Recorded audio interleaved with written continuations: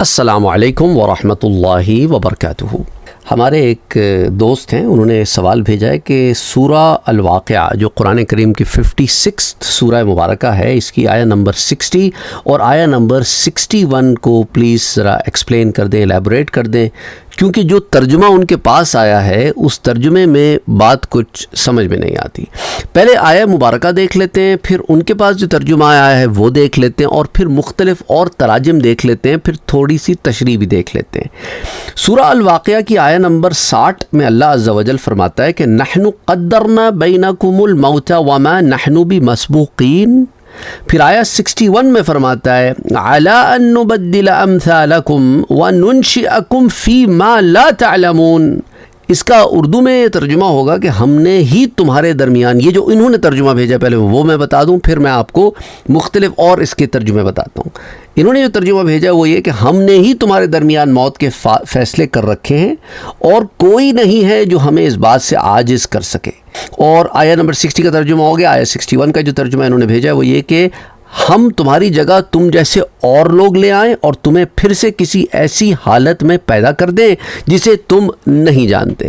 تو جو آخری سٹیٹمنٹ ہے یہ لوگوں کو ذرا اشکال میں ڈال دیتی ہے کہ اس کا کیا معنی ہوا۔ میں آپ سے اس کے ایک دو ترجمے اور شیئر کر دیتا ہوں۔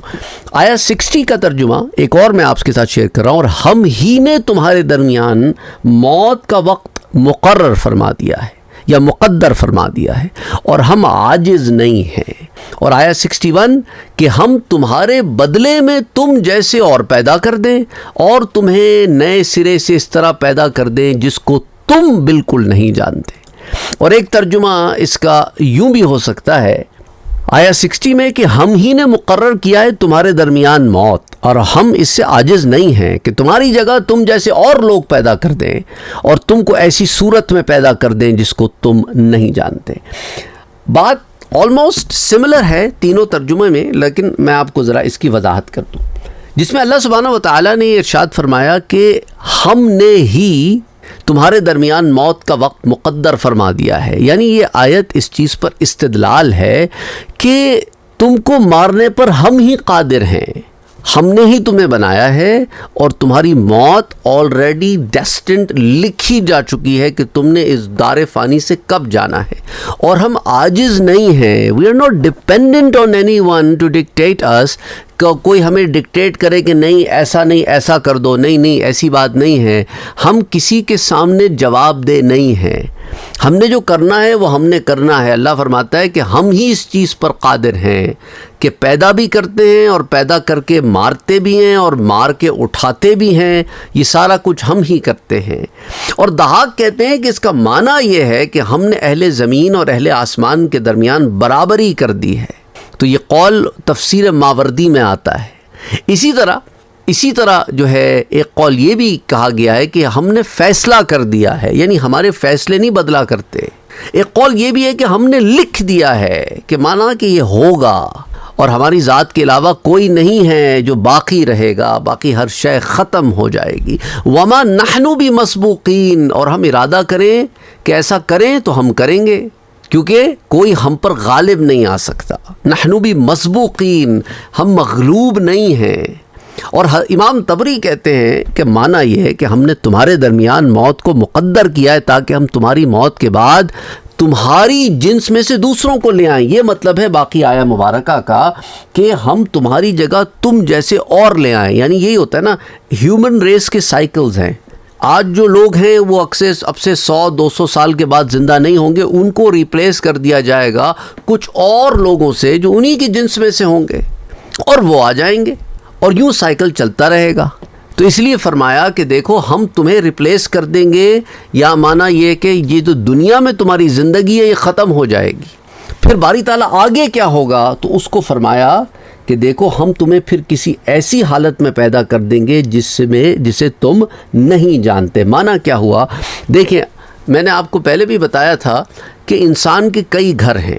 انسان بصورت روح عالم ارواح میں کریٹ ہوا، وہ ایک فارم تھی، پھر پھر اس روح کو ایک جسم میں داخل کر کے ماں کے پیٹ میں رکھ کے جن دیا گیا تو دنیا میں پیدا ہو گیا، وہ اس کی ایک اور فارم ہے۔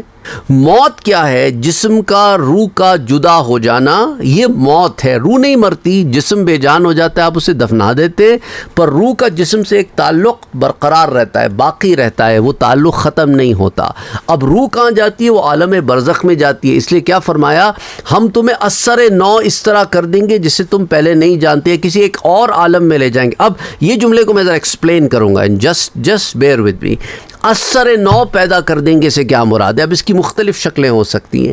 ایک یہ کہ جب تم عالم برزخ میں جاتے ہو اور تم اچھی روح ہو تو اللہ تمہیں وہاں جنت میں داخل کرتا ہے، اور جنت میں چونکہ روح کو تو کھانے پینے کی حاجت نہیں، تمہیں ٹیمپرری باڈیز دے دیتا ہے جنتی ہوں جنت میں رہنے کے لیے، کہ تم وہاں کھاؤ پیو اور عرش کے نیچے تم بسیرا کرو۔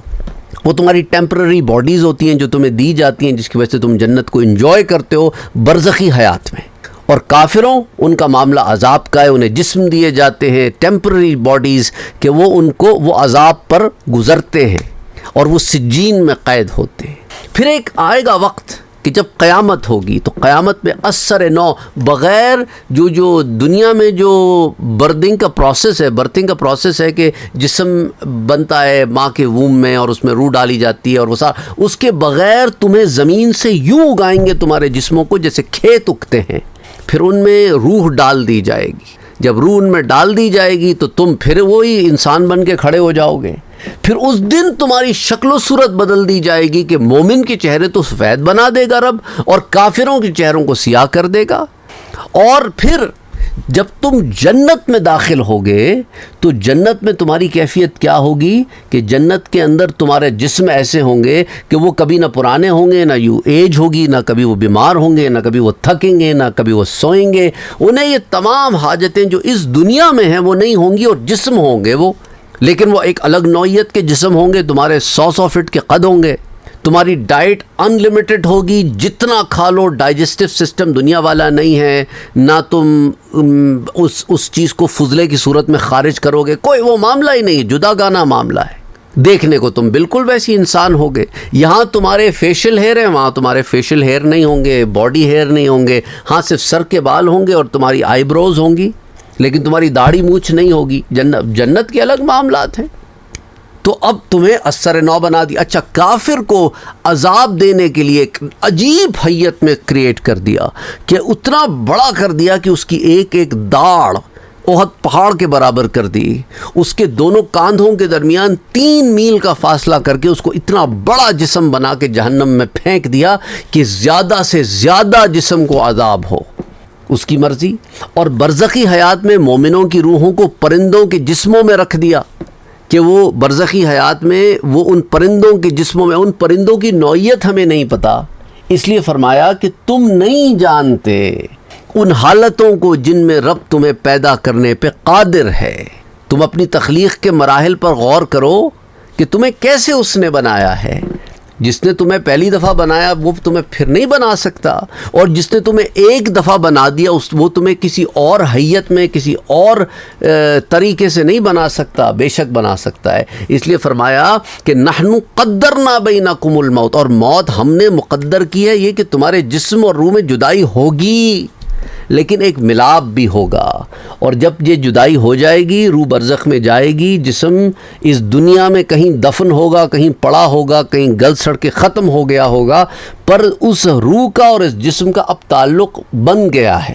تو اگر روح کسی چیز میں انعام میں ہے تو جسم چاہے مولیکولر لیول پہ ہو اس انعام کو محسوس کرے گا، اور اگر روح عذاب میں ہے تو جسم کسی لیول پہ ہو اس عذاب کی شدت کو محسوس کرے گا۔ اور یہ ایسے ہی ہے جس کو سمجھنے کے لیے، فار ایگزامپل اگر تم میں سے کوئی خواب کی صورت میں ہو تو روح جن مراحل سے گزرتی ہے اس کا اثر جسم بھی لیتا ہے، گو کہ جسم یہاں پڑا ہے، روح کسی اور عالم میں پرواز کر رہی ہے۔ یہ سمجھانے کے لیے کہہ رہا ہوں، just so that it just makes a little bit of sense to you guys. Anyway, I hope this helps you understand کہ ان آیات کا کیا معنی ہے۔ اور بعض مفسرین کرام نے اس کا ایک اور معنی بھی لیا ہے، وہ کہتے ہیں کہ دیکھو اللہ نے عذاب بھیجا کچھ قوموں پر تو انہیں خنزیر اور بندر میں تبدیل کر دیا، پھر اسی حالت میں انہیں موت دے دی۔